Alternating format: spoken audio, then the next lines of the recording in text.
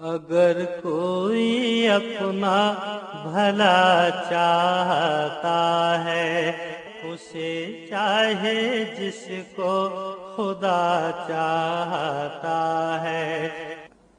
اعوذ باللہ من الشیطان الرجیم بسم اللہ الرحمن الرحیم۔ پروگرام شرعی احکامات کے ساتھ اور تراویح کے بقیہ مسائل کے ساتھ ایک مرتبہ پھر آپ کی خدمت میں حاضری کا شرف حاصل ہے۔ ہمارا مسئلہ یہ چل رہا تھا کہ تراویح کی جماعت سنت موقدہ علی الکفایہ ہے، یعنی پورے محلے میں سے اگر چند لوگ بھی جماعت قائم کر لیتے ہیں تو بقیہ سب بری ذمہ ہو جائیں گے۔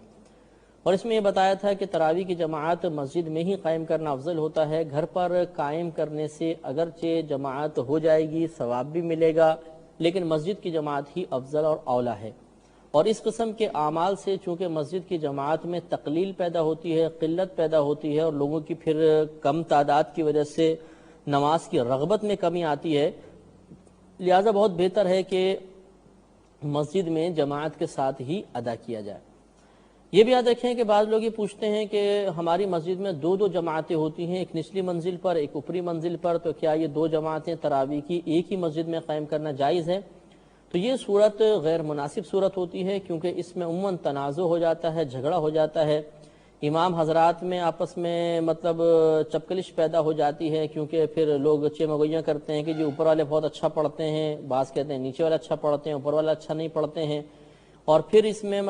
فتنہ فساد کا بھی شدید اندیشہ ہوتا ہے، لہٰذا ایک مسجد میں ایک ہی تراویح کی جماعت قائم ہونا بہتر ہوتا ہے۔ بعض اوقات ایسا ہوتا ہے کہ ہماری قریبی مسجد میں جو حافظ صاحب ہیں ان میں کوئی شرعی عذر ہوتا ہے، یا قرآن عظیم خوبصورت انداز سے نہیں پڑھ رہے اور ذرا دور مسجد میں اچھے قاری صاحب ہیں، اچھے خوبصورت آواز میں پڑھتے ہیں، تو کیا اس مسجد میں جا کر جماعت پڑھنا جائز ہے یا نہیں؟ تو یہ بالکل جائز ہے۔ اگر امام میں شرعی عذر ہو تو پھر تو واجب ہے کہ دوسرے امام کے پیچھے ہی نماز پڑھی جائے، اور اگر بالفرض دوسرا امام خوش الہانی کے ساتھ پڑھتا ہے تو یہ بھی ایک سبب لکھا ہے کہ جس کی بنا پر دور جا کر نماز پڑھی جا سکتی ہے۔ ہاں، یہ بات یاد رکھیں کہ بعض ہمارے نوجوان خاص طور پہ ایسے ہوتے ہیں کہ جب تراویح کی جماعت قائم ہوتی ہے تو وہ بیٹھے رہتے ہیں،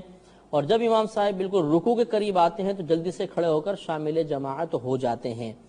تو یہ طریقہ غیر مناسب ہے، یہ منافقین کا طریقہ تھا کہ وہ اسی طرح کرتے تھے کہ شامل جماعت ہونا ان پر بہت گراں گزرتا تھا، اور جب امام کو رکوع میں جاتے دیکھتے تھے تو جلدی سے شامل ہوتے تھے، تو ایسا نہیں کرنا چاہیے۔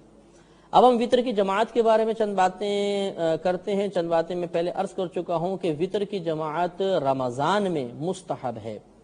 رمضان کے علاوہ تو علیحدہ پڑھنی ہوتی ہے، رمضان میں بھی مستحب ہے، یعنی جماعت سے پڑھیں گے تو ثواب زیادہ ہو جائے گا، اور اگر تنہا بھی پڑھیں گے تو کوئی گناہ نہیں، کوئی کراہت نہیں ہے۔ اور یہ جو مسئلہ تھا کہ عشاء کے فرائض جس نے جماعت سے پڑھے وہ وطر جماعت سے پڑھ سکتا ہے، اور جس نے نہیں پڑھے وہ نہیں پڑھ سکتا، یہ میں نے آپ کو پہلے بتایا، یہ اختلافی مسئلہ ہے، اور اولا صورت یہی ہے کہ عشاء کے فرض چاہے جماعت سے پڑھیں یا نہ پڑھیں، وطر جماعت سے پڑھے جا سکتے ہیں۔ ایک مسئلہ آخر میں تراویح کے امام سے متعلق ہے، اور یہ مسئلہ بھی بہت اہم ہے کہ یاد رکھیے کہ تراویح کے لیے امام بالغ ہی ہو سکتا ہے جبکہ مقتدیوں میں سے کوئی بالغ ہو، یعنی بالغوں کا امام بالغ ہی ہو سکتا ہے، نابالغ نہیں ہو سکتا۔ اور نابالغ کی عمر آپ کو بتائی تھی کہ 12 سال سے 15 سال کی عمر کے درمیان لڑکا بالغ ہو جاتا ہے اگر احتلام وغیرہ ہو جائے یا آثار بلوغت ظاہر ہو جائیں، ورنہ 15 سال کے اوپر آ کر ہم بلوغت کا حکم دے دیں گے۔ تو احتیاط اس میں یہی ہے کہ 12 سال سے کم عمر کا اگر کوئی حافظ قرآن ہو تو اس کو آگے کھڑا نہ کیا جائے، ورنہ پیچھے اگر بالغ مقتدی اس کے پڑھے گا تو نماز ادا نہیں ہوگی۔ ہاں، نابالغوں کی امامت کر سکتا ہے، لہذا کہیں اگر بچے پڑھ رہے ہوں تو وہاں پہ کوئی نابالغ امام بن جائے تو اس میں شرعاً حرج نہیں ہوتا۔ ہاں، یہ ضرور یاد رکھیں کہ بسا اوقات امام کے پیچھے ایک حضرت کھڑے ہوتے ہیں، حافظ قرآن کھڑے ہوتے ہیں، جو امام کو غور سے سنتے ہیں اور ان کی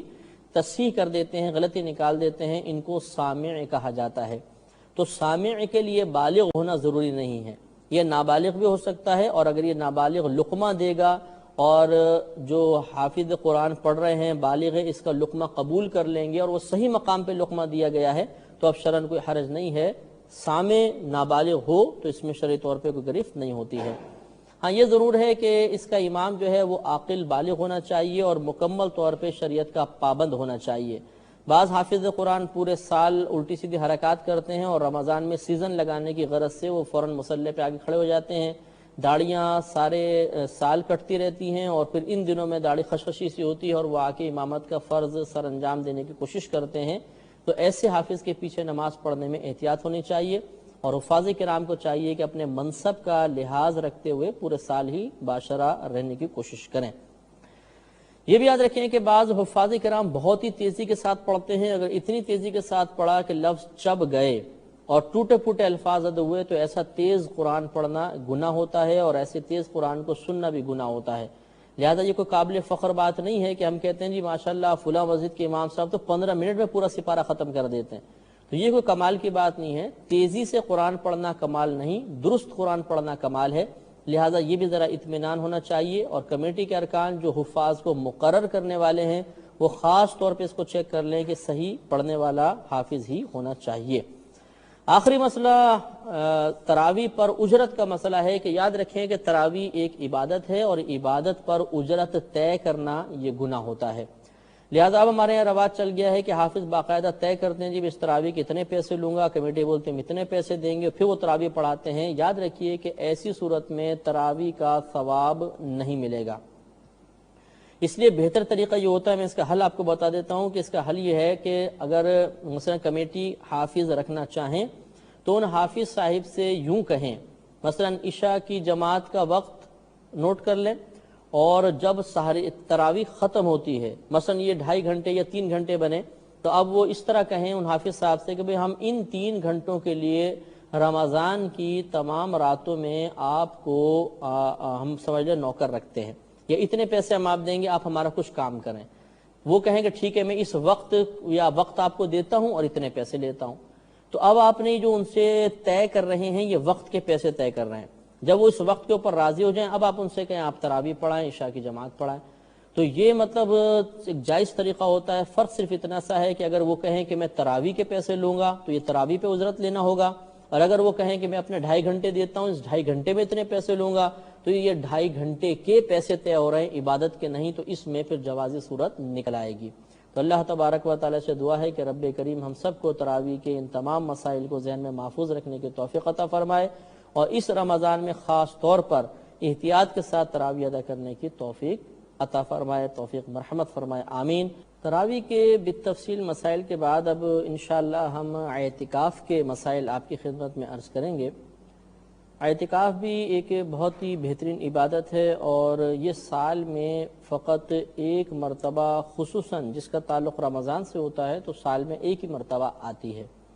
تو اس عبادت سے بھی ہمیں ضرور برکات حاصل کرنی چاہیے، اور اللہ تعالیٰ کی بارگاہ سے جو انعامات معتکفین پر نازل ہوتے ہیں ان سے حصہ حاصل کرنے کی کوشش کرنی چاہیے،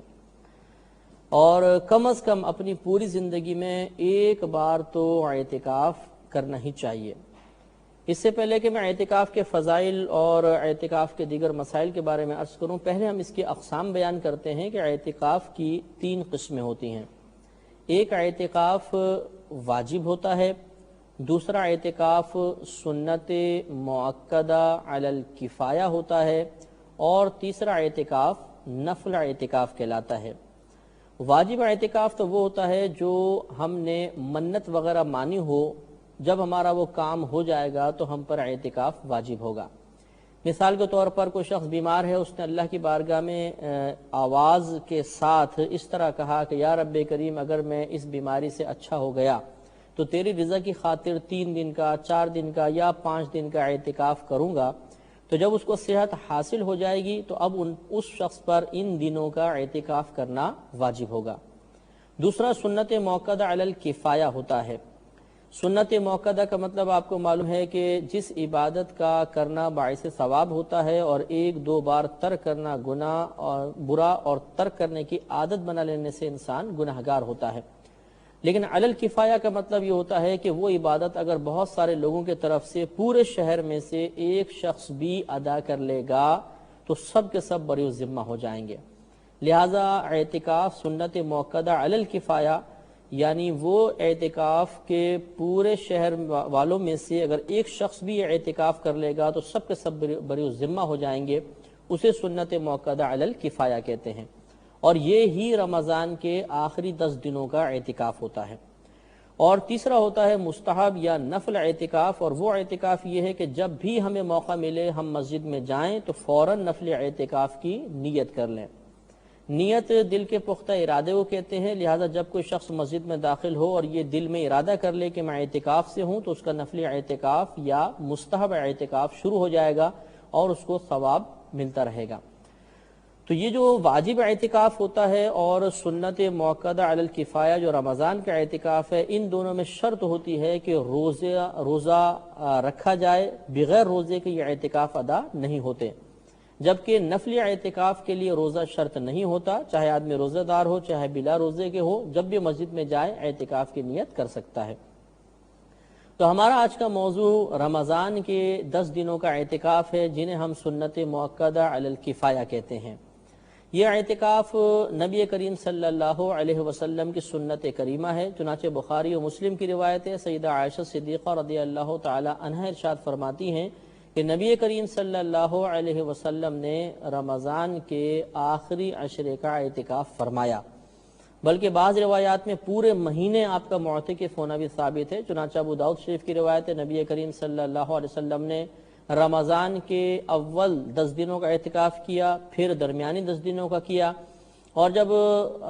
آخری یعنی 20واں اعتکاف کا دن آیا تو آپ نے حجرہ مبارکہ سے یعنی مسجد سے اپنا سر باہر نکالا اور ارشاد فرمایا کہ میں نے شب قدر کو پہلے عشرے میں تلاش کیا، مجھے نہ ملی، پھر دوسرے عشرے میں تلاش کیا، نہ ملی، تو اب وہ مجھے بتایا گیا ہے کہ وہ شب قدر رمضان کے آخری عشرے میں ہے، تو جو میرے ساتھ اعتکاف کرنا چاہے وہ اعتکاف کر لے۔ تو یقیناً آپ کی اس دعوت پر کثیر صحابہ کرام نے آپ کے ساتھ اعتکاف فرمایا۔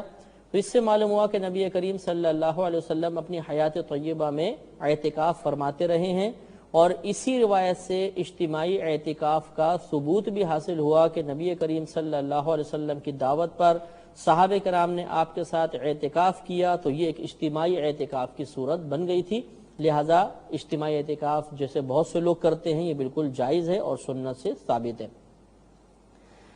اعتکاف ایک بہت اچھی عبادت ہے اور اس میں اللہ تبارک و تعالی نے بہت ثواب رکھا ہے، چنانچہ ابو داؤد شریف کی روایت نبی کریم صلی اللہ علیہ وسلم ارشاد فرماتے ہیں کہ جس نے رمضان کے آخری 10 دنوں کا اعتکاف کیا تو اللہ تبارک و تعالی اسے 2 حج اور 2 عمروں کا ثواب عطا فرمائے گا۔ تو اس لیے بہت ہی افضل عبادت ہوئی کہ 2 حج اور 2 عمرے، اور خود سیاہ ستہ کی ایک روایت سے ثابت ہے، کوئی ایسا بھی نہیں کہ موضوع حدیث ہو، لہٰذا ہمیں اس سے فائدہ اٹھانا چاہیے اور کم از کم زندگی میں ایک بار تو اعتکاف ضرور کرنا چاہیے۔ اب یاد رکھیں کہ اعتکاف کسے کہتے ہیں۔ اعتکاف کا مطلب یہ ہوتا ہے کہ بانیت عبادت اللہ تبارک و تعالی کی رضا کی خاطر مسجد میں اپنے آپ کو روک لینے کا نام اعتکاف ہے۔ تو معتکف وہی شخص ہوتا ہے جو اللہ کی رضا کی خاطر عبادت کی نیت سے مسجد میں اپنے آپ کو 10 دن تک روکے رکھتا ہے، تو یہ اعتکاف سنت موقدہ ہوتا ہے، وہ معتکف کہلاتا ہے اور اس کو یہ ثواب وغیرہ حاصل ہوگا۔ اس اعتکاف کے لیے جامع مسجد ہونا، یعنی جس مسجد میں جمعہ ادا کیا جاتا ہے ایسی مسجد کا ہونا شرط نہیں ہے، لہذا یہ ایسی مساجد میں بھی ہو سکتا ہے جہاں پر جمعے کے علاوہ جماعت قائم ہوتی ہو، جمعہ قائم نہ ہوتا ہو، بلکہ فقہا نے حالات زمانہ کو دیکھ کے ارشاد فرمایا، جسے رد المحتار میں فتاوی شامی جس کو کہتے ہیں، علامہ ابن عابدین رحمۃ اللہ علیہ نے لکھا کہ اب اس میں مزید آسانی یہی ہے کہ لوگ ہر قسم کی مسجد میں اعتکاف کر سکتے ہیں، چاہے اس میں جماعت باقاعدہ ہوتی ہو یا نہ ہوتی ہو۔ ہاں یہ ضرور ہے کہ اگر آپ نے ایسی مسجد میں اعتکاف کیا جہاں جمعہ نہیں ہوتا مثلا، تو آپ جمعے کی نماز کے لیے دوسری مسجد میں جا سکتے ہیں، ختم ہو جائے تو پھر اپنی مسجد میں آ جائیں۔ اسی طریقے سے اگر اس مسجد میں جماعت باقاعدہ نہیں ہوتی اور قریب مسجد میں جماعت ہو رہی ہے تو جا کر وہاں پر جماعت سے نماز پڑھ سکتے ہیں اور واپس اپنی مسجد میں آ جائیں، تو اس سے اعتکاف پہ فرق نہیں پڑے گا۔ یہ بھی یاد رکھیں کہ سب سے افضل اعتکاف مسجد الحرام میں جو مکۃ المکرمہ کی مسجد ہے جس میں کعبۃ اللہ موجود ہے، اس مسجد میں اعتکاف کرنا سب سے زیادہ افضل ہے۔ اس کے بعد مسجد نبوی میں یعنی نبی کریم صلی اللہ علیہ وسلم کی مسجد میں، اس کے بعد جس مسجد میں جمعہ ہوتا ہے، پھر اس کے بعد جس مسجد میں جمعہ نہیں ہوتا لیکن جماعت ہوتی ہے، اور اس کے بعد اس مسجد میں جس میں جمعہ اور جماعت کچھ بھی نہیں ہوتی۔ تو یہ ترتیب ہے ثواب کے اعتبار سے، تو سب سے زیادہ ثواب مسجد الحرام کا اور دوسرے مقام نمبر پر مسجد نبوی کا ثواب ہے۔ یاد رکھیں کہ خواتین بھی رمضان کا اعتکاف کر سکتی ہیں۔ سیدہ عائشہ صدیقہ رضی اللہ تعالی عنہا سے روایت ہے کہ نبی کریم صلی اللہ علیہ وسلم کے پردہ فرما جانے کے بعد آپ کی ازواج اعتکاف کیا کرتی تھیں، لیکن یہ یاد رکھیں کہ عورت کے لیے مسجد میں جا کر اعتکاف کرنا مکروہ ہوتا ہے۔ یہ گھر میں ہی اعتکاف کریں گی، لیکن اس کے لیے ضروری ہوتا ہے کہ یہ اپنے گھر میں ایک نماز کی جگہ مخصوص کر لیں، یا پہلے ہی جگہ مخصوص ہو تو اس کو کہتے ہیں مسجد بیت، یعنی گھر کی مسجد۔ اس مسجد بیت میں یہ اعتکاف کریں گی، یعنی اس حصہ زمین پر جس کو نماز کے لیے مخصوص کیا اسی میں یہ سوئیں، ادھر ہی مطلب یہ کہ عبادات وغیرہ ادا کریں۔ صرف قضاء حاجت کے لیے گھر کے بقیہ حصے میں جا سکتی ہیں، باقی اسی حصے میں اپنا وقت گزارنے کی کوشش کریں گی۔ بعض ہماری بہنیں سوال کرتی ہیں کہ کیا خواتین کسی ایک گھر میں اجتماعی اعتکاف کر سکتی ہیں یا نہیں؟ تو جیسے کہ ابھی آپ کو بتایا کہ مسجد بیت عورت کے اعتکاف کے لیے ضروری ہے، تو لہذا اگر خواتین محلے کی خواتین کوئی ایک گھر کا ایک کمرہ مکمل طور پہ نماز کے لیے مخصوص کر دیں تو وہ پورا مسجد بیت بن سکتا ہے اور اس میں اجتماعی اعتکاف ممکن ہے۔ لیکن اس میں چند چیزوں کا دھیان رکھنا ضروری ہے۔ ایک یہ کہ خواتین اپنے گھر سے اس گھر تک آئیں تو درمیانے راستہ باعث فتنہ نہ ہو۔ جس گھر میں اعتکاف کرنا چاہتی ہیں اس میں کوئی نامحرم نہیں ہونا چاہیے۔ اس کے علاوہ خواتین اعتکاف کے دوران تمام شرعی قیود کا لحاظ رکھیں۔ فضول باتیں کرنا، غیبت کرنا، چغلی کرنا، یہ مطلب چیزیں اعتکاف کی نورانیت کو زائل کر دیتی ہیں، لہذا ان سے بچنا بہت ہی ضروری ہے۔ تو اگر اجتماعی اعتکاف میں اس قسم کی خرافات شامل ہو جائیں تو پھر وہ جائز نہیں ہوگا۔ ہاں اگر وہ سب مطلب اپنے گھر سے باپردہ طریقے سے آتی ہیں اور جو اعتکاف کے بنیادی مقاصد ہیں انہیں پورا کرتی ہیں تو پھر اس طرح اجتماعی اعتکاف کرنے میں حرج بھی نہیں ہوتا۔ جیسے کہ پہلے میں نے آپ کو عرض کیا کہ سنت موقدہ علی الکفایہ اعتکاف کے لیے روزہ رکھنا شرط ہے، بغیر روزے کے یہ اعتکاف نہیں ہو سکتا۔ لہذا روزہ ہوگا تو اعتکاف ہو سکتا ہے۔ اگر کوئی شخص بیمار ہے اور وہ روزہ کسی وجہ سے نہیں رکھ سکتا تو پھر وہ یہ سنت موقدہ اعتکاف بھی ادا نہیں کر سکتا۔ پھر اگر وہ اعتکاف کرنا چاہتا ہے تو نفل اعتکاف کی نیت سے اس طرح مسجد میں وہ استقامت کر سکتا ہے، ٹھہر سکتا ہے، لیکن سنت موقدہ اعتکاف ادا کرنے کے لیے روزہ رکھنا شرط ہے۔ یہ بھی یاد رکھیں کہ جب انسان معتکف ہوگا تو ایک بات تو اس میں یاد رکھیں کہ معتکف ہونے کے لیے بالغ ہونا شرط نہیں ہوتا۔ نابالغ بھی اعتکاف کر سکتا ہے، لیکن وہ سمجھدار ہونا چاہیے جو مسجد کے آداب سمجھتا ہو اور مسجد میں نہ دوسروں کے لیے تکلیف کا باعث بنے، نہ خود مطلب کوئی غلط حرکات کرے، یہ ضروری ہے۔ اور وہ باعث فتنہ بھی نہ ہو، ان تمام چیزوں میں احتیاط کرنی چاہیے۔ اگر ایسا نہیں ہے معاملہ، مثلا وہ باعث فتنہ نہیں ہوتا، دوسروں کو تنگ نہیں کرے گا، مسجد کے آداب سے واقف ہے اور اعتکاف کا مقصود بھی پورا کرے گا تو پھر اس کا اعتکاف کرنے میں شرعاً کوئی حرج نہیں ہے۔ لہذا خلاصہ کلام یہ کہ معتکف کے لیے بالغ ہونا ضروری نہیں ہوتا، ہاں سمجھدار ہونا ضروری ہے۔ اعتکاف کے لیے پردے لگانا بھی ضروری نہیں ہے۔ بعض لوگ سمجھتے ہیں کہ حجرہ ٹائپ بنائیں گے سفید کپڑوں کا لگا کر تو پھر ہی اس میں اعتکاف ہو سکتا ہے، ورنہ نہیں، تو ایسا نہیں ہوتا۔ یہ یکسوئی کے لیے خالی لگایا جاتا ہے، اور نبی کریم صلی اللہ علیہ وسلم کے زمانے اقدس میں ایسے پردوں کا کوئی رواج نہیں تھا۔ اسی طرح بعض معتکف اپنا منہ چھپا کر باہر نکلتے ہیں، ڈھاٹا سا باندھ دیتے ہیں اور پھر باہر نکلتے ہیں اور یہ سمجھتے ہیں کہ شاید چہرہ کھلا رہا تو کوئی اعتکاف پہ فرق پڑ جائے گا۔ ایسی کوئی بات نہیں ہوتی۔ یہ بالکل جائز ہے کہ آپ چہرہ کھول کر جائیں چاہے چہرہ ڈھک کر جائیں۔ یوں ہی بعض معتکف حضرات کو دیکھا ہے کہ اعتکاف کی حالت میں بالکل باتیں نہیں کرتے ہیں، جیسے باہر نکلے تو اشارے کریں کہ باتیں کریں گے، یا باتیں ہی نہیں کرتے ہیں، خاموش رہنے کی کوشش کرتے ہیں۔ تو یہ کوئی خاموش رہنا عبادت نہیں ہے، بلکہ اچھی بات کرنے میں حرج نہیں، اور بری بات تو ہر جگہ ہی ممنوع ہوتی ہے۔ اب اعتکاف کا وقت یاد رکھیے، جب آپ نے 20واں روزہ رکھا، دن پورا ہوا تو غروب آفتاب سے پہلے ہمیں مسجد میں داخل ہونا ہے۔ تو 20ویں روزے کو غروب آفتاب سے پہلے ہمیں داخل ہونا ہے۔ اگر کوئی غروب آفتاب کے بعد داخل ہوگا تو اس کا یہ اعتکاف نہیں ہوگا۔ 20ویں روزے کو غروب آفتاب سے پہلے داخل ہوں گے، اور پھر اگر 29 روزے ہیں تو 29ویں کے غروب آفتاب کے بعد ہم فارغ ہوں گے،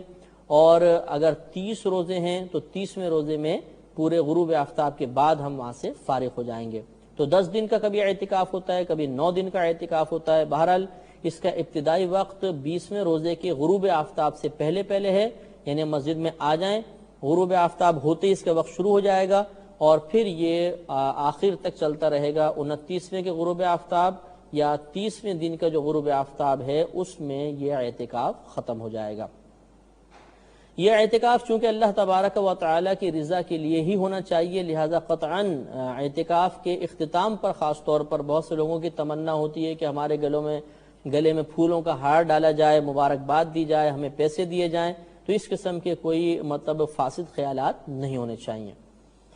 اب سوال یہ بیدار ہوتا ہے کہ دوران اعتکاف ہم کیا کریں؟ تو یاد رکھیے کہ معتکف سمجھ لیجئے اس لیے مسجد میں آتا ہے کہ وہ اللہ تبارک و تعالی سے مغفرت کا پروانہ لے کر جائے، لہذا معتکف حضرات کو چاہیے کہ وہاں پر سونے کی کثرت کرنے سے بہتر یہ ہے کہ اپنے اوقات کو تقسیم کر لیں، مختلف عبادات کے لیے ڈیوائیڈ کر لیں، اس طریقے سے کہ مثال کے طور پہ اس سے اتنے وقت میں قرآن عظیم کی تلاوت کروں گا، اس میں نوافل پڑھوں گا، اس میں اپنی سابقہ زندگی کی قضا نماز ادا کروں گا، اتنے وقت میں مطالعہ کروں گا، اتنے وقت میں درس کروں گا یا درس سنوں گا۔ تو یہ چیزیں اپنے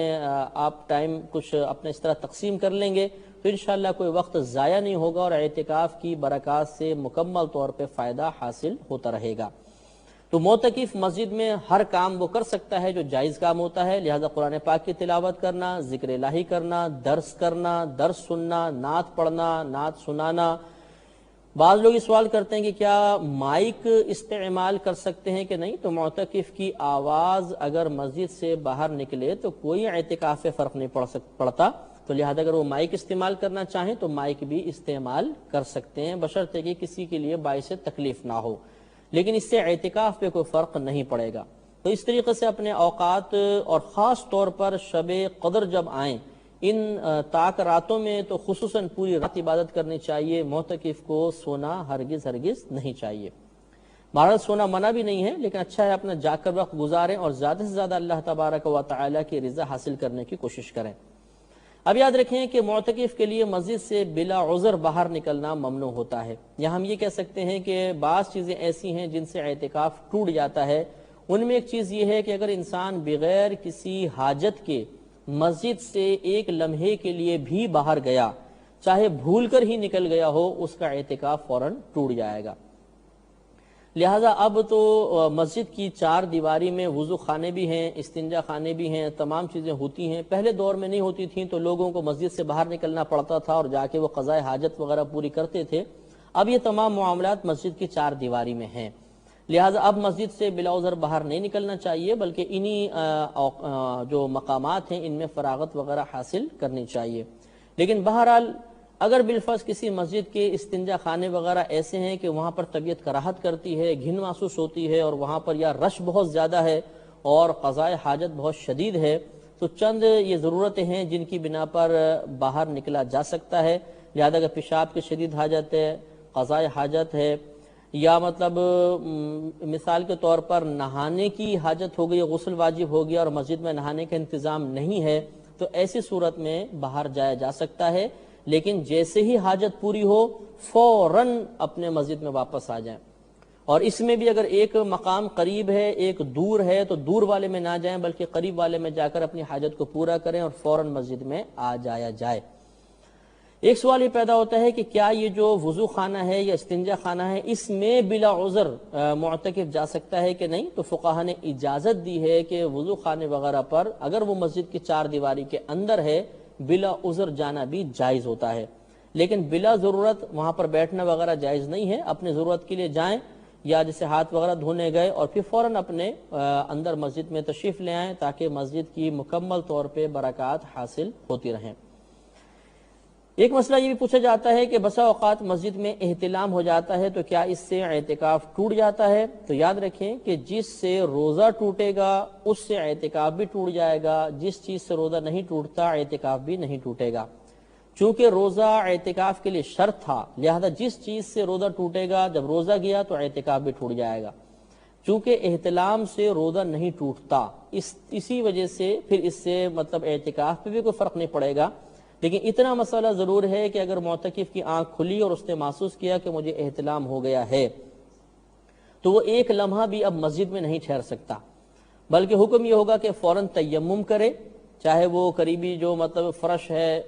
سنگ مرمر کا اس سے کر لے، یا دیوار اگر چونے کی ہے تو چونے کی دیوار سے وہ فوراً تیمم کرے اور پھر وہ مسجد سے باہر نکل جائے، اور باہر نکل کے پھر کسی سے کپڑے وغیرہ منگائے، غسل وغیرہ کرنے کے بعد مسجد میں آئے۔ لہذا اگر کوئی شخص کو کسی کو احتلام ہوا اور وہ ویسے ہی لیٹا رہا تب بھی گناہگار ہوگا، اور بغیر تیمم کیے مسجد سے باہر نکلا تب بھی گناہگار ہوگا۔ لہذا فوراً اٹھنا ہے اور فوراً تیمم کر کے پھر باہر نکلنا ہے۔ یہ بھی یاد رکھیں کہ دوران اعتکاف دنیاوی باتیں نہیں کرنی چاہیے، حتی الامکان دینی باتیں ہی کریں، دنیاوی باتیں کرنا بلا عذر مکروہ ہوتا ہے۔ اعتکاف کے دوران حتی الامکان اپنا وقت ضائع نہیں کرنا چاہیے، خوب عبادات کرنی چاہیے، اور اپنے گھر والوں کے لیے، اپنے دوستوں کے لیے، رشتہ داروں کے لیے کثرت کے ساتھ دعائیں کرنی چاہیے، کیونکہ معتکف کی دعا بہت مقبول ہوتی ہے اور اللہ تبارک و تعالیٰ اس کی دعا کی برکت سے دوسروں کی بھی بخشش کا سامان کرتا ہے۔ آخری مسئلہ یاد رکھیں کہ اگر خدا نخواستہ کسی وجہ سے اعتکاف درمیان میں ٹوٹ گیا تو اب اس کی قضا کرنی ہوگی، اور قضا کا طریقہ یہ ہوتا ہے کہ رمضان گزر جانے کے بعد کسی بھی دن آپ ایسا کریں کہ مثلا غروب آفتاب سے پہلے مسجد میں داخل ہو جائیں،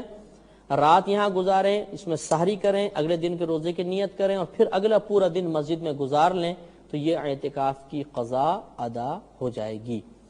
اس کے اور بہت سارے مسائل ہیں، لیکن چونکہ ہمارے پروگرام کا وقت اب ختم ہو رہا ہے، انشاءاللہ ضروری مسائل تقریباً ہم نے آپ کی خدمت میں عرض کر دیے ہیں۔ بقیہ مسائل انشاءاللہ مختلف پروگرامز میں آپ سنتے رہیں گے۔ اب اپنے میزبان کو اجازت مرحمت فرمائیں، وآخر دعوانا ان الحمدللہ رب العالمین۔